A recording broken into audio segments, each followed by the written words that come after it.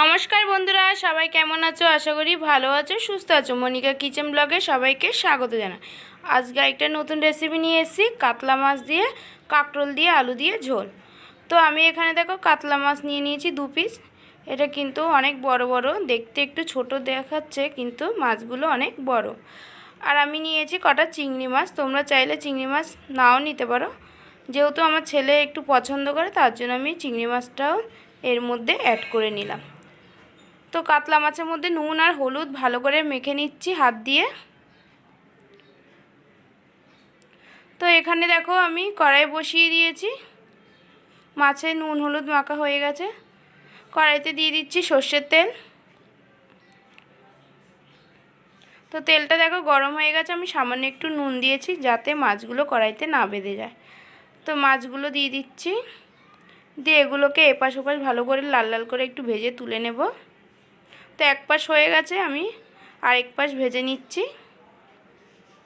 তো মাছ ভাজতে ভাজতে আমি এখান দিয়ে কাঁকরোল আর আলু কেটে নিয়েছি। দেখো লম্বা লম্বা করে কাঁকরোল আর আলুটা কেটে ধুয়ে নিচ্ছি। আর এখান দিয়ে আমার মাছটা ভাজা হয়ে গেছে, এখন তুলে নেব। তো আমি একইভাবে চিংড়ি মাছগুলো একটু ভেজে নিচ্ছি। আর এখানে দেখো আমি একটা মশলা পেস্ট করব। তো 4-5টা কাঁচা লঙ্কা পাকা লঙ্কা মিষ্টি দিয়েছি, 1 টুকরো আদা আর সামান্য 1 চামচের মতন জিরা পেস্ট করে নেব। কড়াইতে আমি আবার সর্ষের তেল দিয়ে দিলাম।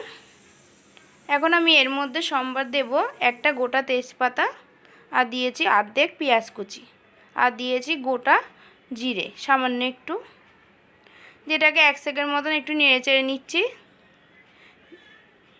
দিয়ে এখন আমি এর মধ্যে দিয়ে দেব আলু আর কাঁকরোলটা।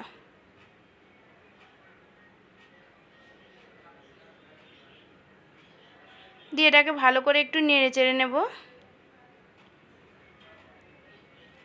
তো দেখো আমি এটাকে 2 মিনিট মতন একটু কষিয়ে নিয়েছি। এখন এর মধ্যে দিয়ে দিচ্ছি স্বাদ মতো নুন আর হলুদ পাউডার,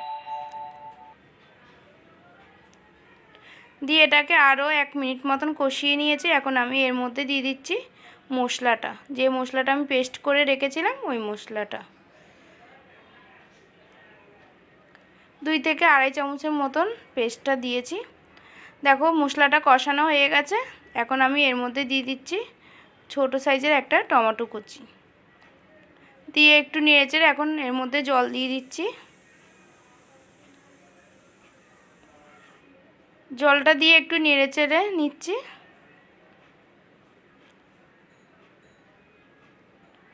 তো এখন আমি এর মধ্যে দিয়ে দেবো ভেজে রাখা মাছগুলো।